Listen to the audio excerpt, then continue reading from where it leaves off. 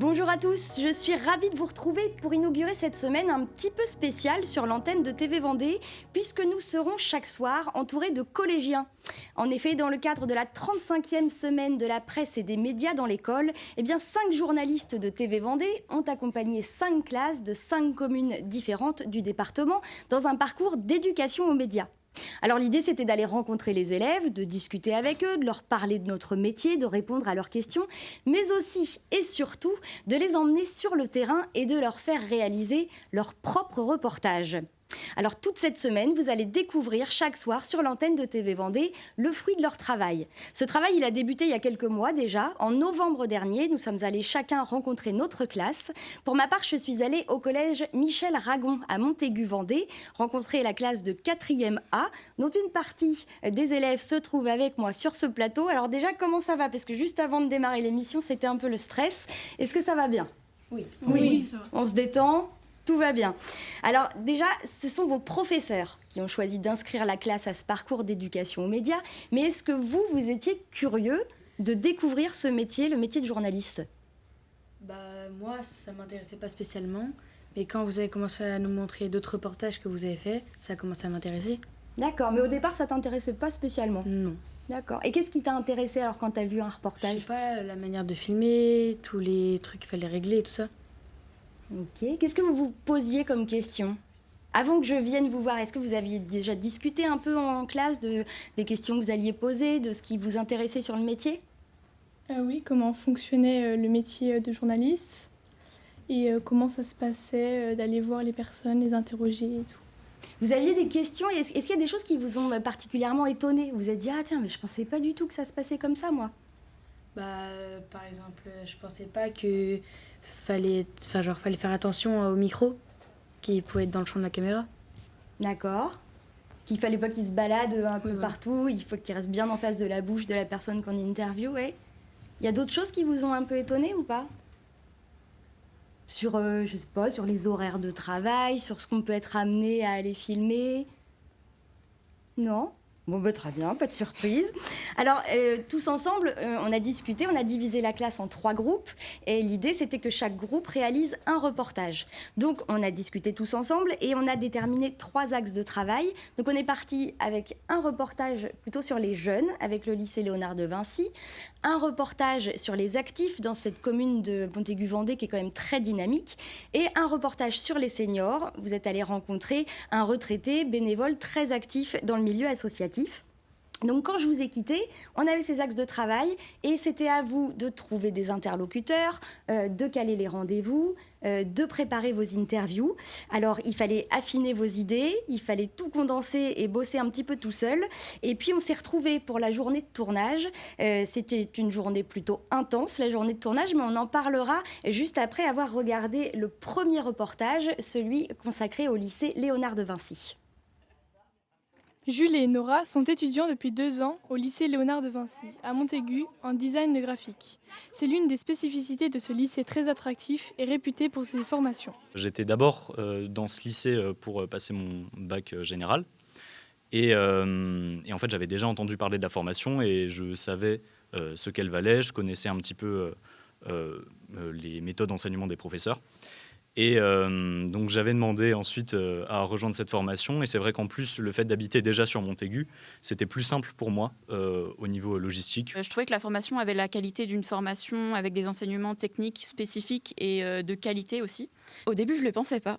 Mais au final, en y vivant et en côtoyant les gens, en faisant mes études aussi ici, j'ai appris à apprécier cette ville et je pense qu'elle est attractive pour les jeunes. Swen a 16 ans, il est en terminale et fait de la gymnastique à l'association sportive du lycée. Pour lui aussi, étudier ici est un privilège. Regardez la salle de gym, c'est top. On a un complexe sportif qui est du tonnerre. Il y a vraiment les 6 agrès pour pratiquer la gym, donc barre fixe, anneau, arçon, sol, saut, et aussi pour les filles, poutre, barre asymétrique, que c'est vraiment top. On a un des meilleurs lycées de Vendée, donc autant en profiter. Un lycée de 1200 élèves situé au nord de la commune de Montaigu est très prisé des élèves, notamment la seconde art appliqué. La sélection, elle se fait sur les notes et les compétences. Tous les ans, je pense qu'il doit y avoir au moins 300-400 demandes pour 32 places. Et c'est vrai qu'on ne recrute pas que sur Montaigu. Du coup, on recrute au niveau du département du 85, mais on recrute aussi en partie sur le 44, enfin la Loire-Atlantique et le Maine-et-Loire. Spécialisé dans l'image, le lycée Léonard de Vinci est une vraie chance pour les Vendéens. Nouveauté à la rentrée 2024, le bac pro photo n'existera plus, mais devient un BTS photo. Pour ceux qui voudraient y postuler, il faudra passer par Parcoursup. Et le deuxième groupe de travail m'a rejoint sur ce plateau. Alors déjà, qu'est-ce que vous avez pensé du reportage de vos collègues là ? C'était sympa. Ouais, c'était bien. C'était un travail différent du vôtre, puisque vous avez travaillé sur ce bénévole retraité qui est très investi dans le milieu associatif à Montaigu. On va parler un petit peu du tournage, parce que c'est quand même un gros morceau de notre métier, tout l'aspect technique. Est-ce que vous attendiez à ça, en ce qui concerne le tournage ? Pas du tout. Enfin, je sais pas.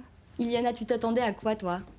Tu pensais que c'était plus facile, plus Oui, compliqué ? c'était plus facile, je pensais, mais du coup, pas trop, parce qu'il y a tous les montages, enfin, des trucs comme ça. Et même le réglage de la caméra. Oui, aussi. Parce que c'est vrai qu'il faut régler la couleur, la lumière, et puis ça change tout le temps. Est-ce que ça a été difficile pour vous ? Ça va. Après, il y avait quelques trucs un peu plus difficiles, mais sinon, ça allait. Qu'est-ce qui était plus difficile ? Les réglages, savoir quelle prise de vue prendre. Ouais, mais vous êtes bien réparti le travail. Il y en a qui donnaient des idées aux autres. Ah, tiens, on va se mettre comme ça, on va filmer ici. Ça vous a plu ? Qu'est-ce que vous avez trouvé le plus intéressant dans tout ce parcours ? L'interview, c'était vraiment intéressant d'interviewer Monsieur Soulard, du coup. Et on a appris certaines choses sur Montaigu d'avant. Il avait plein de choses à raconter, Monsieur Soulard. C'est vrai qu'il était particulièrement intéressant. Et c'était intéressant ce regard croisé, en fait, d'avoir les jeunes, d'avoir ce retraité, d'avoir un actif. C'est vrai que ça nous a beaucoup enrichis. Moi aussi, j'ai appris plein de choses sur la commune de Montaigu.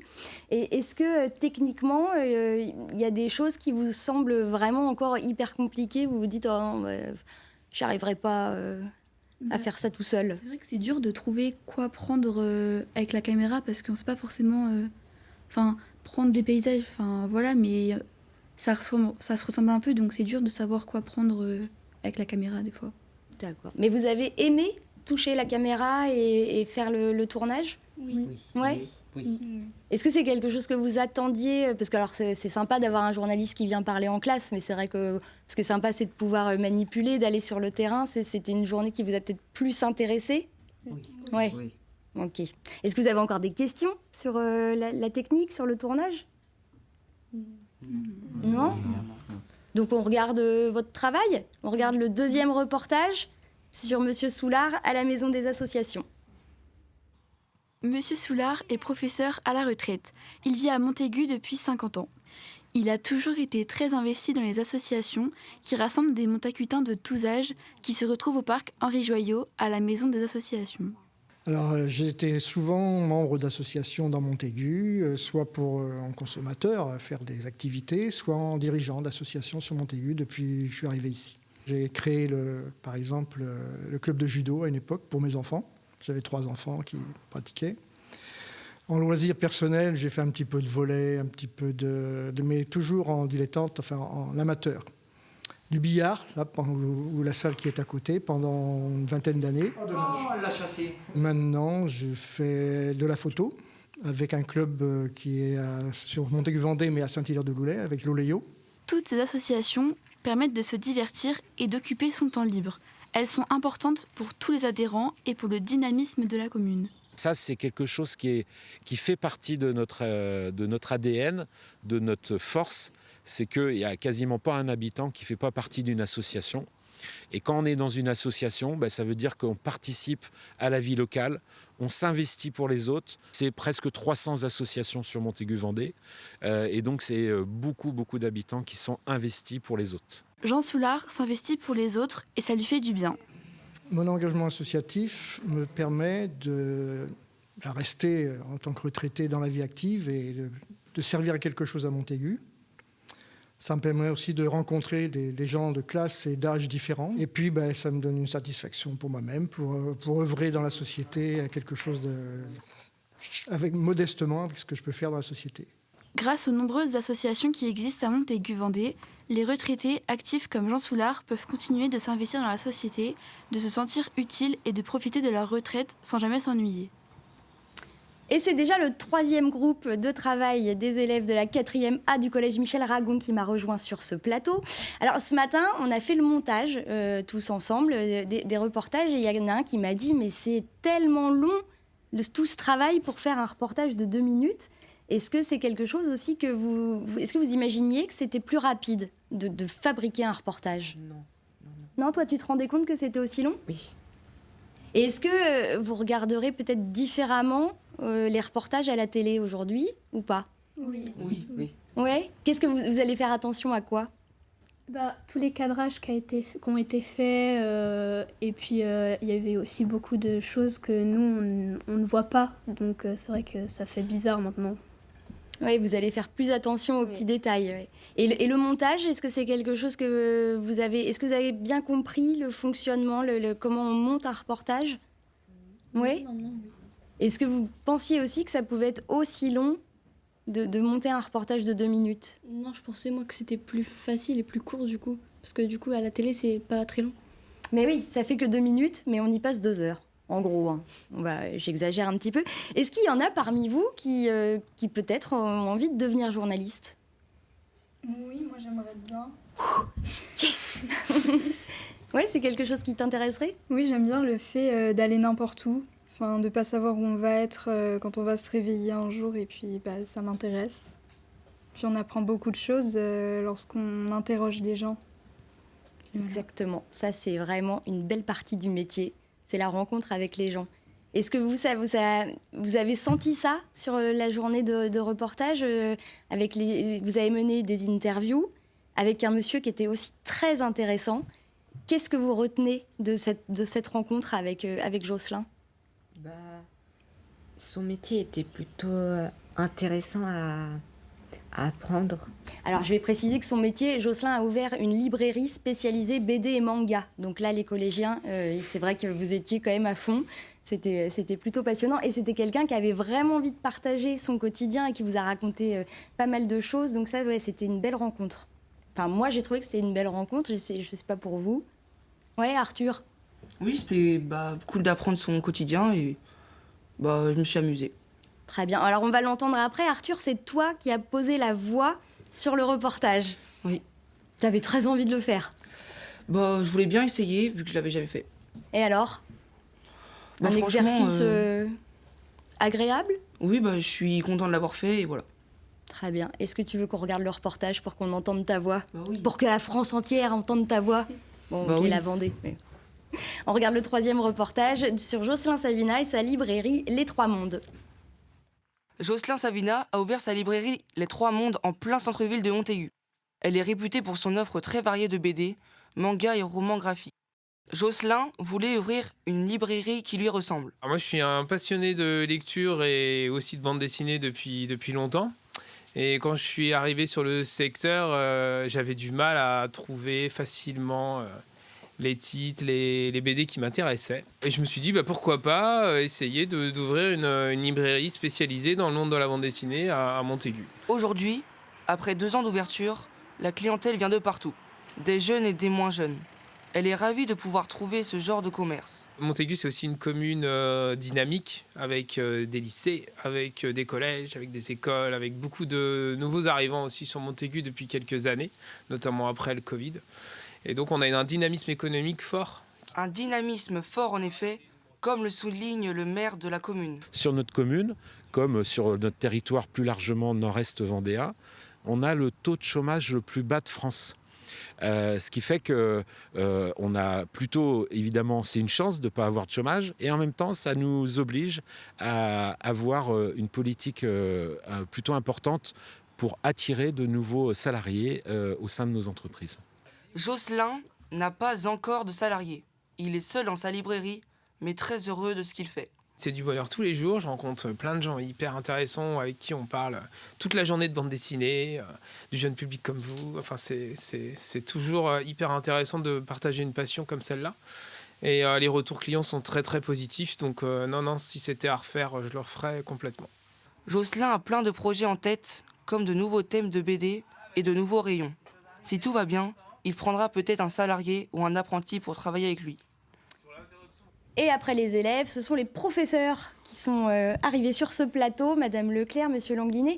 Donc c'est vous qui avez choisi d'inscrire cette classe de 4e à ce parcours d'éducation aux médias. Déjà, pourquoi au départ? Est-ce que vous avez eu envie de vous pencher sur le sujet? Ça fait déjà quelques années qu'on travaille en éducation aux médias avec mon collègue en français et histoire, géographie, EMC. Et c'est vrai que cette année, on avait envie de changer un petit peu puisque la classe parcours d'éducation aux médias existait depuis longtemps au collège Michel Ragon.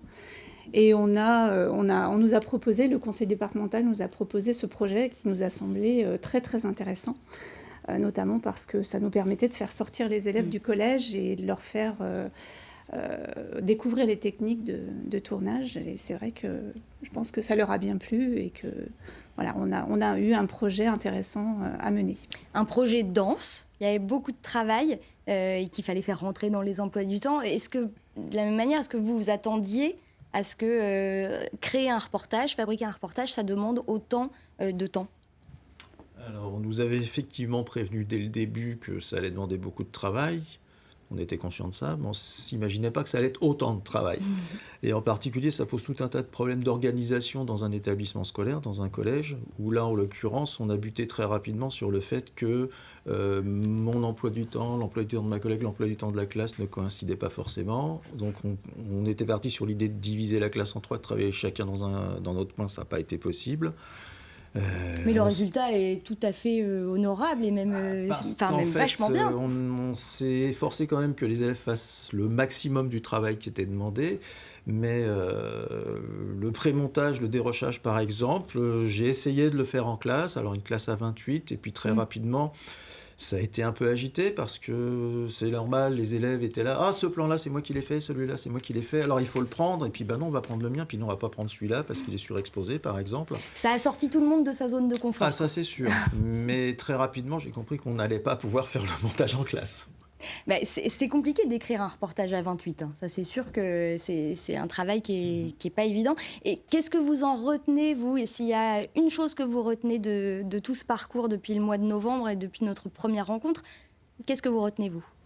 C'est un très non, beau... je m'adressais aux élèves. Ah, aux élèves. Non, allez-y, je rigolais. Non, moi je disais, c'est un projet qui est extrêmement intéressant, même si c'est énormément de stress, même si ce matin, quand on est arrivé, on se demandait encore en gros ce que ça allait pouvoir donner. Bon, là, moi je suis très satisfait d'avoir vu ce que ça donne finalement une fois monté.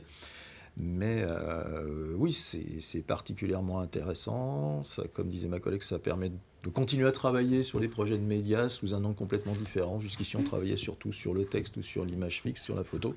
C'est la première fois qu'on travaillait en image animée, en reportage télé. Et alors vous, les élèves qui êtes allés sur le terrain travailler, qu'est-ce que vous retenez de tout ce parcours? C'est intéressant maintenant de savoir comment c'est fait un programme télé, des choses comme ça. Et puis vous avez aussi découvert les locaux de TV Vendée, parce que depuis ce matin, vous êtes avec nous dans la chaîne, vous avez visité, vous avez rencontré un peu tout le monde, vous avez travaillé sur le montage. Est-ce que Arthur, d'autres, qu'est-ce que vous avez préféré dans toute cette aventure? J'ai bien aimé faire le montage, je trouvais ça super bien. Super bien. Ouais. Ok. Manipuler l'ordinateur. Il y a le clavier qui vous a tous interpellés. Hein. Pourquoi il y a des couleurs sur le clavier? Parce que ce n'est pas un clavier d'ordinateur classique, c'est un clavier de montage. En tout cas, je suis ravie que ce parcours vous ait plu. Je suis ravie de l'investissement que vous avez montré. Et puis, je suis ravie du travail accompli parce que franchement, c'est super bien ce que vous avez produit. Tout au long de la semaine, vous retrouverez le travail des 4 autres classes. Demain, ce sera le collège Clémenceau d'Essart-en-Bocage avec Grégoire de Châtillon. Et puis, la MFR de Challans, le collège de l'Anglais de Saint-Hermine. Et enfin, la semaine se terminera vendredi avec le collège Les Sicardières de l'Île-Dieu. Je vous souhaite une très bonne soirée et à bientôt.